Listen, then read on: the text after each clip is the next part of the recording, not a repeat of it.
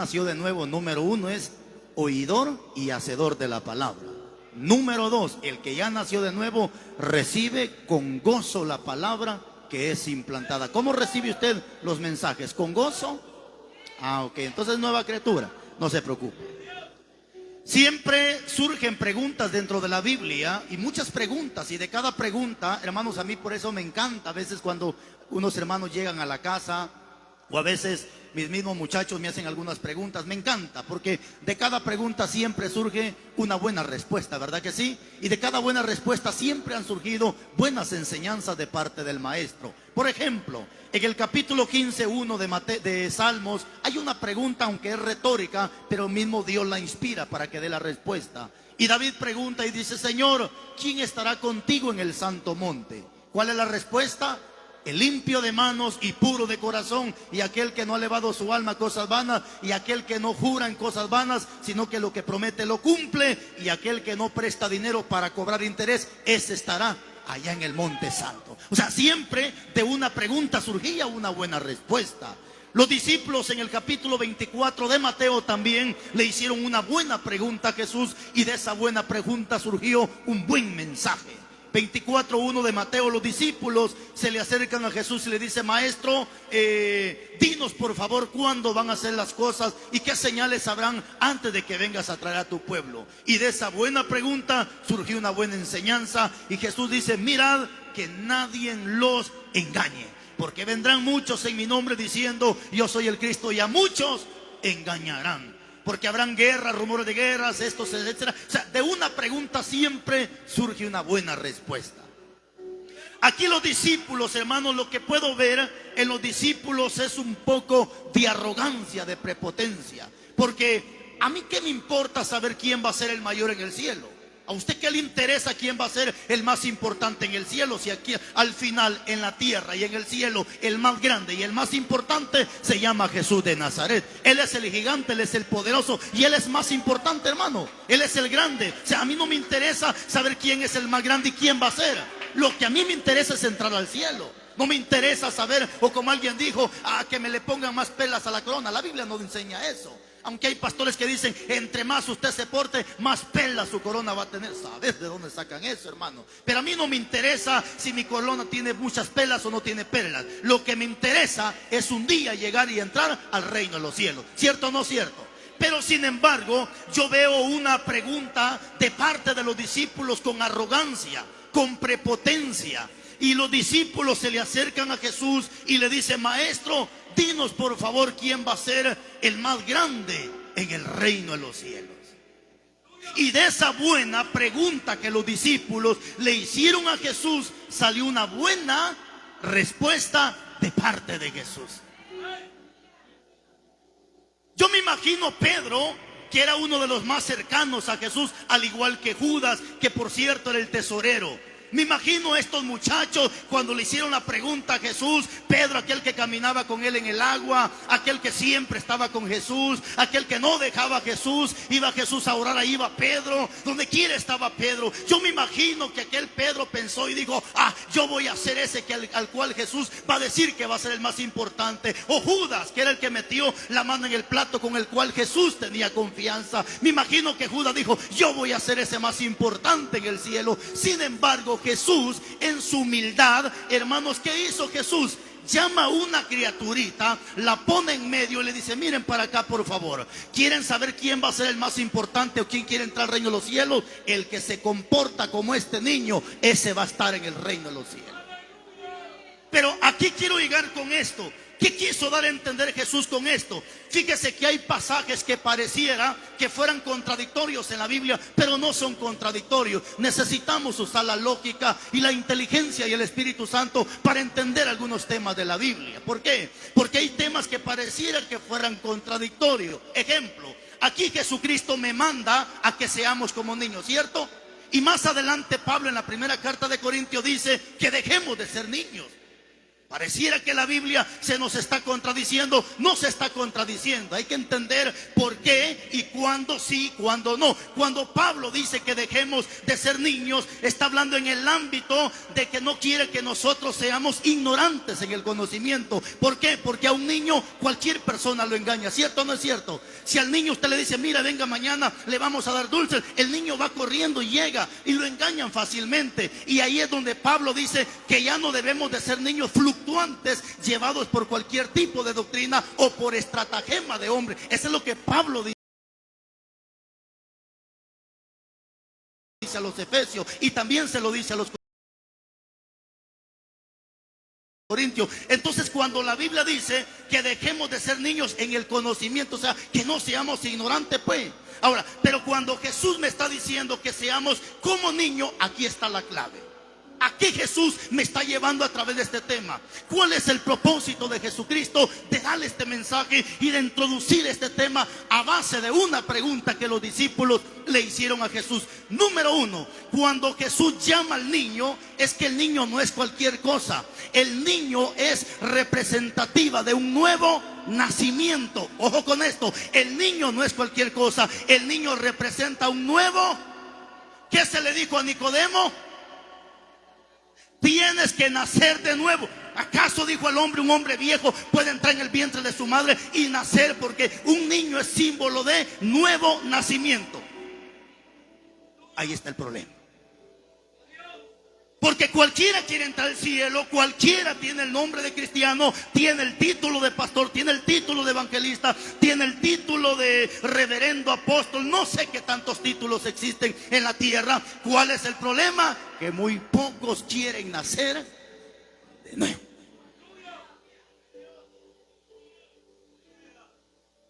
La vida vieja la he dejado.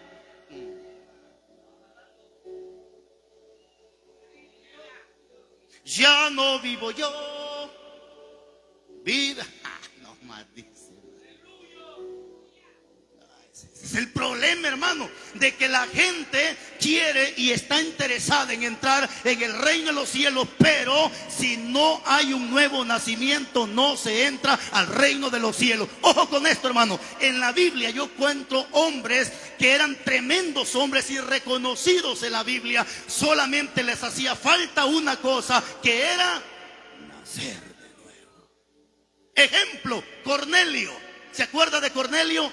Tenía 4 características que muchas veces el mismo cristiano no las tiene. Número 1, dice que era piadoso. ¿Qué significa la palabra piadoso? Era devoto, pues era un hombre religioso. ¿Qué más? Dice que el hombre era temeroso. Lo que el cristiano muchas veces no tiene temor de Dios, sino que muchas veces lo que el cristiano tiene es temor de hombre. Ojalá usted no esté haciendo nada. ¿Por qué diré yo? ¿O por qué dirá la gente? Porque usted está patas arriba delante de Dios. Aquí no se trata de qué dice la gente. Aquí se trata que mi temor es hacia Dios, hermano. Cuando el hombre no tiene temor de Dios, se preocupa y se enfoca en qué dice la gente, pero no se preocupa en qué Cristo Jesús dice y piensa de él. Ayer escuchamos un mensaje por boca del hermano Marlon, y es un mensaje bastante concreto, conciso y directo para nosotros. José, un hombre lleno de temor de Dios, ¿cierto o no cierto? Porque si José hubiese tenido temor de hombre, le aseguro que José se hubiese metido con la mujer de Potifar y hubiese cometido adulterio. Pero como el hombre no tenía temor de hombre, sino temor de Dios, ¿cierto o no cierto? Rechazó la oferta y el pecado y la tentación que se le puso enfrente. Hay gente sinvergüenza que dice, pero si David cometió adulterio, ¿y yo por qué no? Pero si el mismo Abraham mintió. Es cierto, mintieron 1 o 2 veces, pero no vivieron de la mentira. Adulteraron una vez, pero no siguieron practicando el adulterio. Fallaron. Moisés, por ejemplo, Noé se emborrachó una vez, pero no siguió practicando la borrachera. ¿Por qué? Porque los que practican tales cosas no son de Cristo.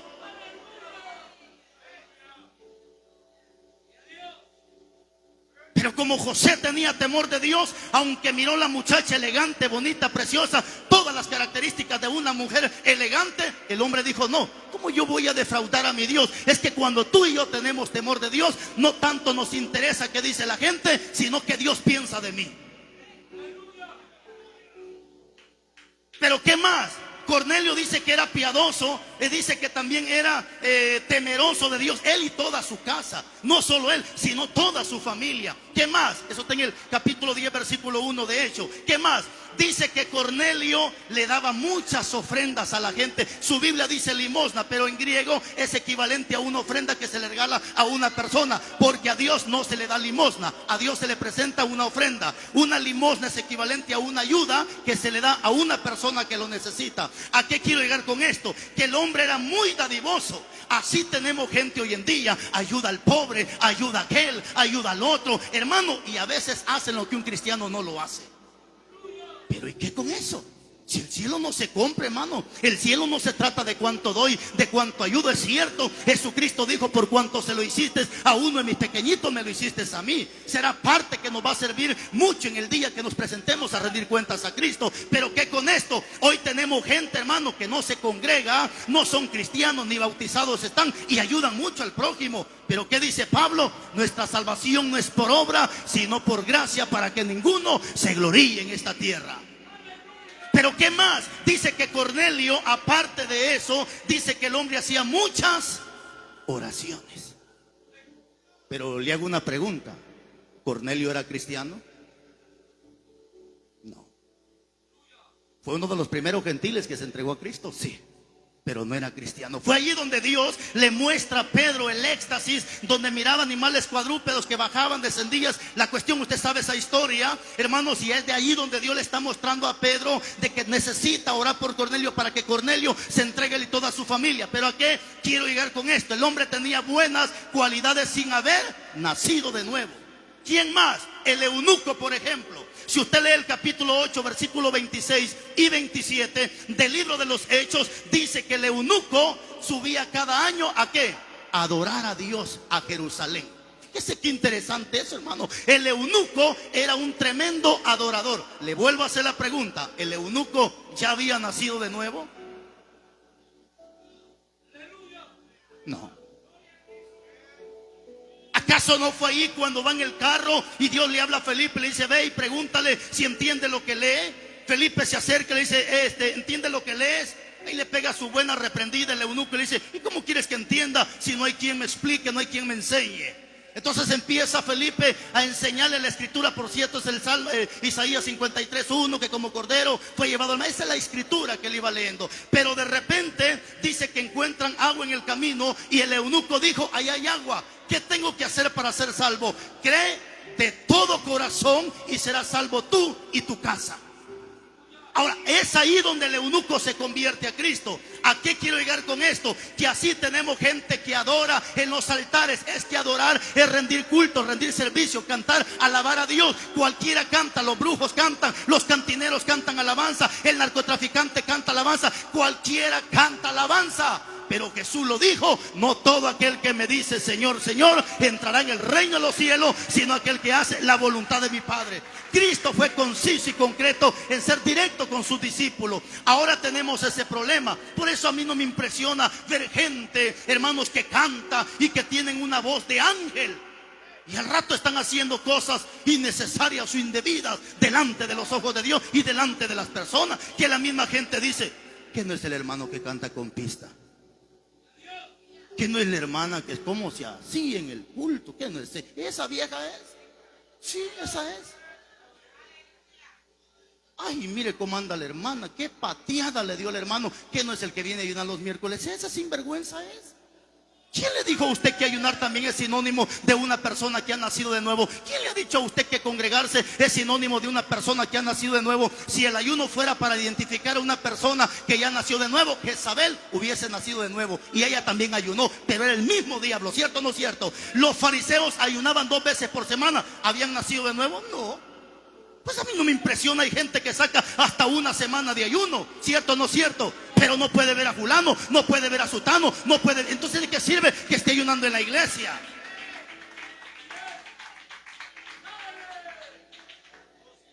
Entonces, así se puede caracterizar una persona. Hermano, no nos engañemos. Usted puede orar, usted puede ayunar, usted puede cantar. Por eso es que hoy en día mucha gente pone al final en vergüenza el evangelio. Y hay un dicho que siempre sale de mi boca: Porque hay gente que dice: no me avergüenzo del evangelio, porque el evangelio es poder de Dios.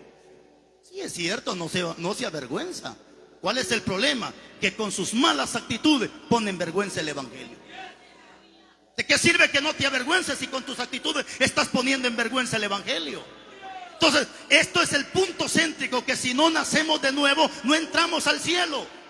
Ojo con esto, hermanos.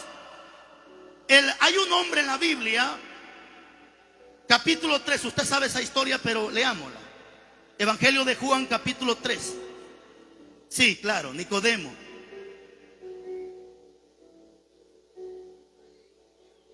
Leamos del 3:1 al 5.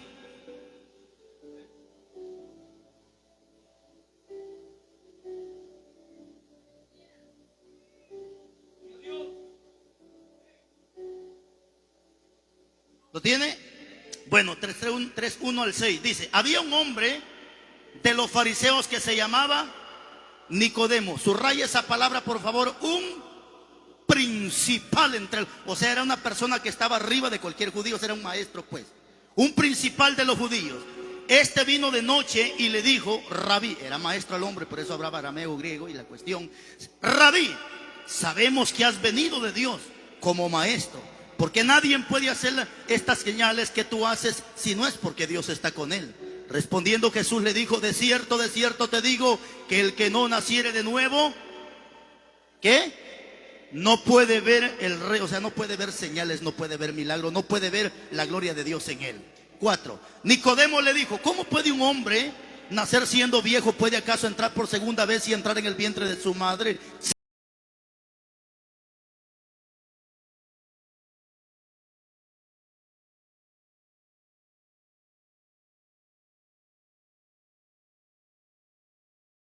5. Respondiendo Jesús le dijo: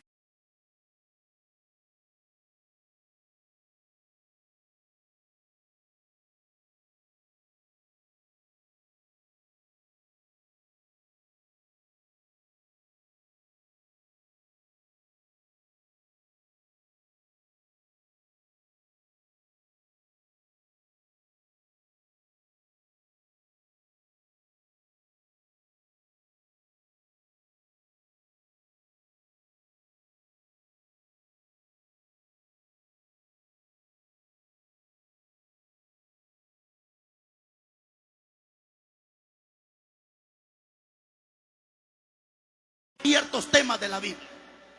Ejemplo, si usted lee, por ejemplo, 1 Corintios 3:16, allá hay una pregunta.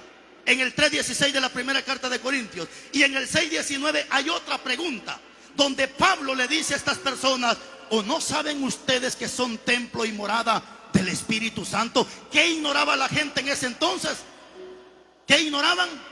Que eran templo y morada del Espíritu Santo. Entonces hay gente que puede tener cierto conocimiento, pero muchas veces niegan ciertas partes o ignoran ciertas partes de la Biblia. ¿Acaso no tenemos ese mismo problema hoy en día? Que por tener gente carnal niegan ciertos temas de la Biblia. No, hermano, dice: aquí no hay ningún justo, aquí no hay ningún bueno. El Señor te reprenda, Satanás, y toda cuadrilla de demonios, si hemos alcanzado la justicia, la santidad y la perfección, no por méritos humanos, sino por la sangre del Cordero que fue derramada en la cruz del Calvario. Nadie puede alcanzar justicia, santidad y perfección sino por los méritos de Cristo. Y Cristo dice a través de su palabra, hermanos, que el que pisotea la sangre del Hijo del Hombre, este no tiene perdón de pecado, sino una horrenda expectación de juicio y de fervor que ha de consumir a los que se rebelan en contra de él. ¿Por qué? Porque pisotear la sangre de Cristo es ignorar el sacrificio de Cristo que hizo en la cruz del Calvario. ¿Y cuál fue ese sacrificio? Hebreos 10:14: con una sola ofrenda nos hizo perfectos para siempre a los santificados. Un carnal no entiende esto. Un carnal dice: están locos esto, porque usted es un carnal, necesita nacer de nuevo. Para que se cumpla lo que dice 1 Corintios 2, 14, 15, 16, que los que ya nacimos de nuevo tenemos la mente de Cristo. Entonces Entonces ahí es donde Cristo le da el mensaje a los discípulos y le dicen: el que no nazca, el que no sea como este niño no entra al reino de los cielos. Porque un niño es sinónimo de nuevo nacimiento. Otro ejemplo, segundo libro de Reyes, capítulo 5. ¿Se acuerda de Naamán? El hombre dice que era principal. El hombre era un hombre muy importante, por la cual Dios había ganado muchas batallas a través de los sirios. Pero ¿qué pasaba? Dice que era un hombre tan importante, pero leproso. ¿Y qué es la lepra? Es equivalente al pecado. Así puede usted ser una persona importante en la tierra, importante para la sociedad, importante para la congregación, importante a ojos humanos, pero posiblemente haya lepra delante de usted. Y una de las lepras de la cual la Biblia habla y le dijo a sus discípulos que tuvieran mucho cuidado, en Lucas capítulo 12 versículo 1, Jesús le dijo a sus discípulos: tengan mucho cuidado y guárdense de la levadura de los fariseos, que es la hipocresía. Dios le bendiga, hermano. Hijo del diablo, hágalo con sinceridad. Es que no le puedo decir hijo de Dios, usted no es hijo de Dios. Un hipócrita no es hijo de Dios, hermano. Si usted me va a sonreír, hágalo de corazón. Si va a dar la mano, hágalo de corazón, hermano. No sea de falsedad. Hay, hermano, hay gente tan hipócrita que cuando agarra el micrófono: Señor, bendiga al pastor Carlos Rivas. ¿Y por qué en su casa no ora ni por usted? ¿Por qué solamente lo hace cuando agarra el micrófono? ¿Por qué es hipócrita que solo cuando viene a la iglesia viene vestido como cristiano y cuando anda allá afuera quisiera andar hasta desnudo? ¿Por qué es hipócrita? ¿Ah? ¿Por qué la hermanita cuando viene al culto busca la falda más decente, la blusa más decente, pero encuentra en la calle quisiera andar hasta en calzón, esta ingrata? ¿Por qué? Porque no ha nacido de nuevo y lo que hay dentro de ellos es hipocresía. Porque ahora tenemos hermanos hablando entre ellos mismos y al rato se lo están comiendo con todo y zapato a uno. ¿Por qué? Porque no han nacido de nuevo y hay hipocresía dentro de ellos.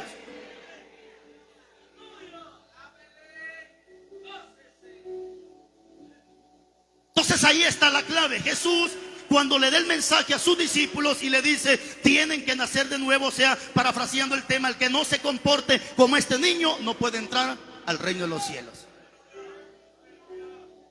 Por eso es que hay gente que por falta de conocimiento, por no tener la mente de Cristo, a lo bueno le llaman malo y a lo malo le llaman bueno. ¿Cómo le llama la gente a estos mensajes? Crítica. Ay, ¿cómo critican eso? Viejo remañoso, deje las mañas, hombre, para que la verdad no le ofenda. Deje las sinvergüenzadas para que la verdad no le ofenda. Mano, si ahorita reprendemos a las mujeres que andan metiéndose con hombres casados, ¿se enojarían ustedes, hermana? ¿Por qué? ¿Acaso se andan metiendo ustedes con hombres casados? Pues, si ahorita le predicamos a los homosexuales, ¿se enojarían ustedes, mis hermanos? Al menos que se les meta el agua en la canoa, pero del contrario, no tendrían por qué enojarse. Entonces esa es la verdad, hermano. ¿Por qué usted tiene que enojarse por un mensaje que no es para usted? Vivamos la palabra, arreglemos nuestra vida con Dios, dejemos que Cristo entre nosotros, dejemos que Él haga la morada en nosotros para que seamos el templo de Él y la verdad no nos ofenda. Nazcamos de nuevo. Entonces viene Jesús al respecto de esto y le dice: el que no nazca de nuevo no puede entrar al reino de Dios. Se lo dijo Nicodemo. Pero saquemos otras características. Ya vamos terminando, hermano, ya vamos a la mitad del mensaje. Saquemos otras características rápidamente. ¿Por qué Jesús le dijo a estos discípulos: el que no sea como niño no puede entrar al reino de Dios? ¿Sabe por qué? Porque los niños tienen características muy bonitas, hermano. Oye, hermano, una de las características que los niños tienen es que ahorita se pelean y al rato están contentos. ¿Cierto o no cierto, hermano? Fíjese que aquí está la niña Karen y están los niños vecinos. A veces pasan 2, 3 días que no llegan a la casa. Yo digo: estos están peleando. Estos están peleando. Y voy y les pregunto: ¿están peleando qué? Sí, es que la Raquel me hizo esto. Y están peleando. Pero 3, 4 días, ahí están otra vez, corre los niños. Por eso no se meta problemas de niño. Hay un dicho que dice que el que se mete con niño, orinado termina. No agarre pleitos de niño, porque los niños son niños y ahorita se pelean y al rato están contentos y los viejos enojados. No, por eso Jesús le dice, hermano, porque al final del día todos tenemos derecho de enojarnos, ¿sí o no? ¿Cuántos se fueron enojados anoche? Ni dormir podían, ni se van vuelto, no podían dormir, de bravos que se fueron los ingratos. Pero ahorita ya están aquí y de seguro están contentos, porque todos nos enojamos. Jesús mismo se enojó. En el capítulo 3 de Juan, Él se enojó cuando vio el desorden dentro del templo y no entró a felicitar a esta gente. ¿Verdad que no entró a felicitarlos? ¿A qué entró Jesús? Dice que agarró un azote, le da de azote y le dice: fuera de aquí, porque escrito está: mi casa será llamada casa de oración, pero ustedes la han convertido en cueva de ladrones. Jesús no entró a felicitarlos. Jesús entró a reprender, a corregir. Ahora, el problema no es enojarte, porque todos nos enojamos. El problema es cómo reacciono después de mi enojo. Vuelvo a repetírselo: el problema no es enojarnos, porque todos nos enojamos. El problema es cómo reacciono después de mi enojo. ¿Acaso algunos no han reaccionado agarrando del pelo a su pobre mujer? Porque reaccionaron mal después del enojo. ¿Acaso mujeres no le han pegado sus leñazos al marido porque reaccionaron mal después del enojo? Algo otro no le han pegado, pero han estado...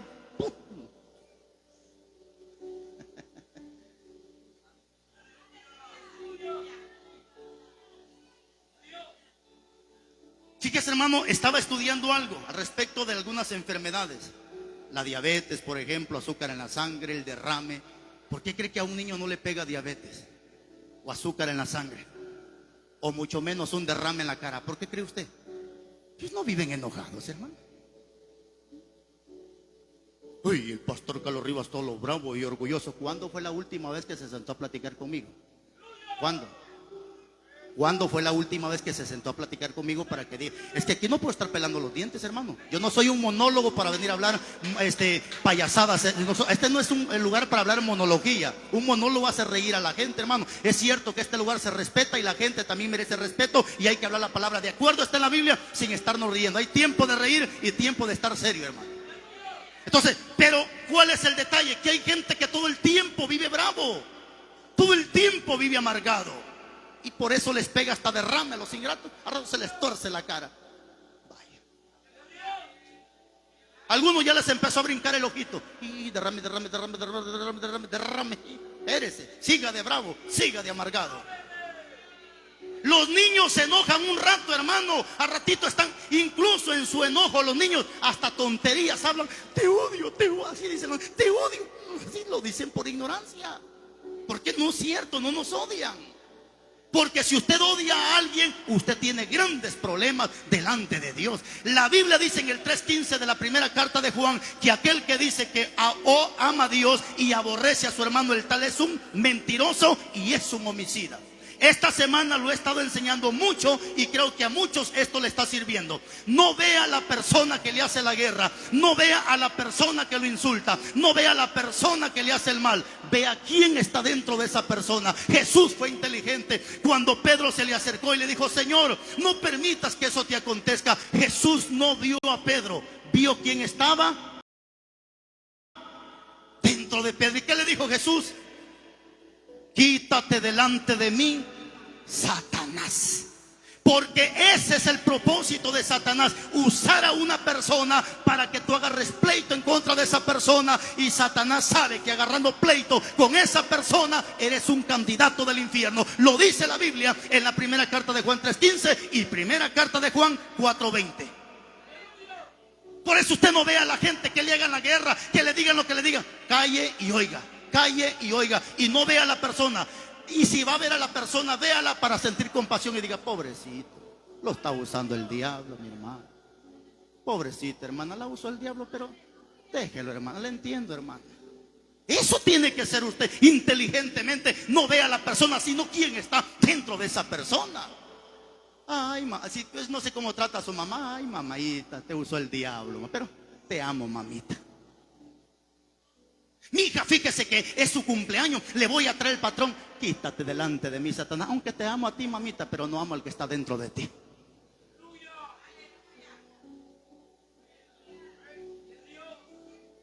Inteligentes a este punto, hermano. ¿Quién está usando a esa persona?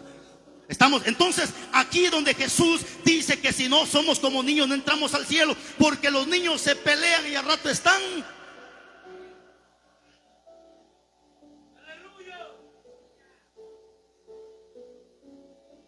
¿Cuántos se fueron bien bravos anoche? Y algunos tal vez, pues sí vinieron todos. Sí vinieron. Llegué al teléfono, solo miraba que hermana Helen estaba yo de comentar, qué bueno, gloria a Dios, aleluya, eso estuvo bueno. Y decía, por lo menos no se enojó. Dijo.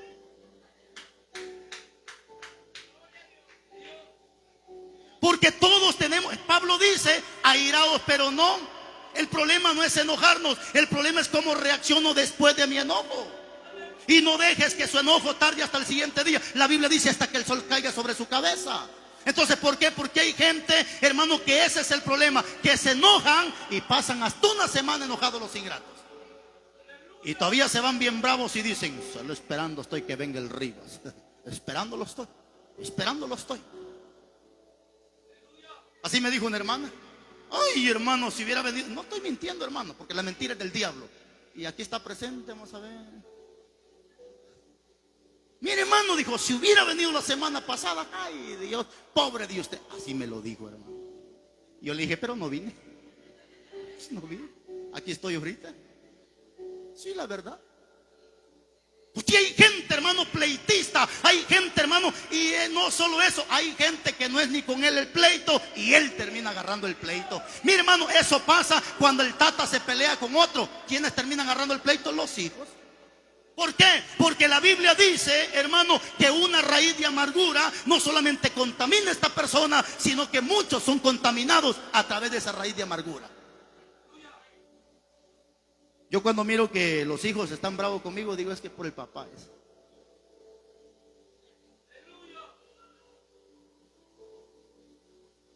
Yo le digo a mis hijos, si ustedes no quieren decirle hermano porque miran que es un impío, no le diga hermano, pero por lo menos salúdelo. Buenas tardes, don. Buenas tardes, doña. Pero no peleemos con la gente. No es la gente, es el diablo que está metido en la gente. Los niños se pelean y al rato están contentos. Dos, el niño lo que muestra, Mateo capítulo, ahí donde empezamos, hermano, ya, es solo y nos vamos. Bueno, viene comida, va comida. ¿Qué es, hermana gemela? Comida. ¿Sí? Pato. Ah, bueno. Empezamos en capítulo 18, versículo 1, ¿verdad? De Mateo. Brínquese al 4, por favor.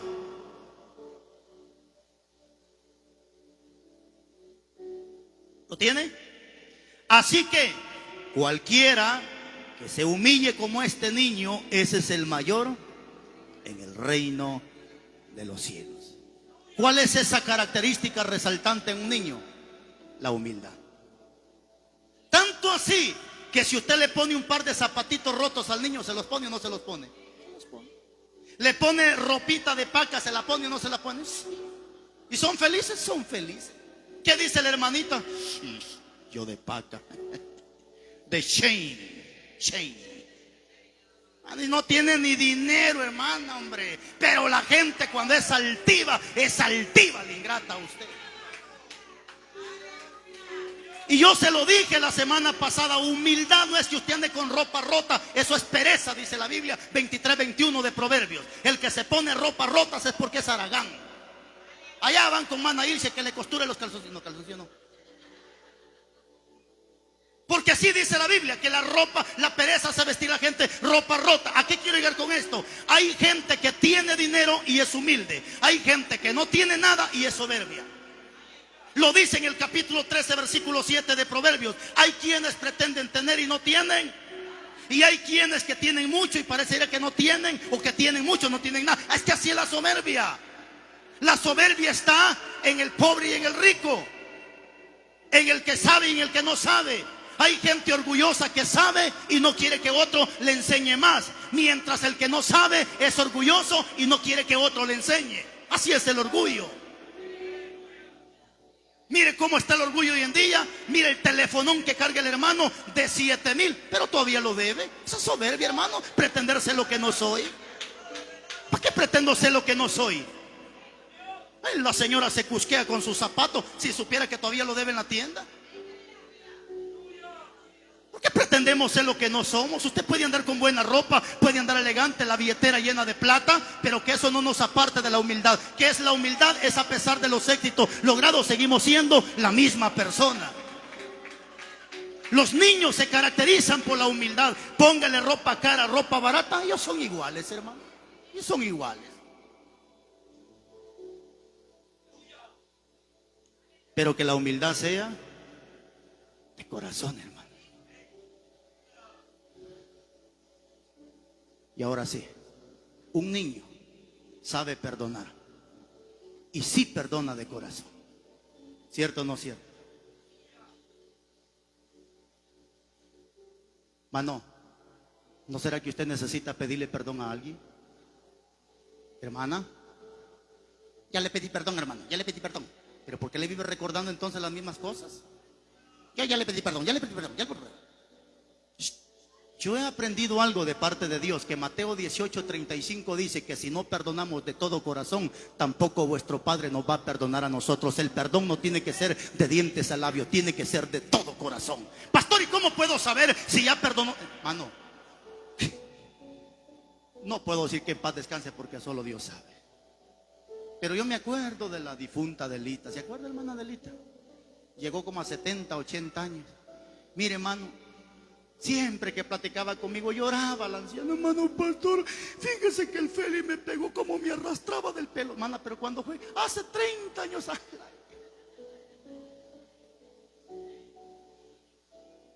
Pareciera una broma, hermano. Saber si, hermano, si murió con eso, que Dios tenga ya misericordia. Ya se terminó la misericordia, es estando en vida, hermano. Pero la Biblia a mí me enseña, Mateo 6, 14 y 15, que si usted perdona, Dios lo perdona. Si usted no perdona, Dios no lo perdona. ¿Por qué usted y yo perdonamos? Porque somos imitadores de 15. Capítulo 3 de Colosenses dice la Biblia: así como Cristo nos perdonó, perdónense ustedes también cada uno las ofensas que se ha hecho con su hermano. Pero el perdón tiene que ser de corazón. ¿Y cómo puedo saber si fue de corazón o de dientes al labio? 43:18 y 43:25 de Isaías dice la Biblia que cuando Dios nos perdona, sepulta nuestro pasado y lo pone en el olvido, y por amor nunca se recuerda de nuestra falta ni de nuestros pecados. Si Dios no se recuerda de mi pecado, ¿por qué? Porque me perdonó con todo su corazón. Esa es la clave y la característica de una persona que ya perdonó de corazón. Y el único que le anda a usted recordando su pasado es el diablo y los demonios. Porque Dios no se recuerda de su pasado, lo dice la Biblia. Si por ahí hay una persona que le anda recordando su pasado, dígale: quítate delante de mí, Satanás.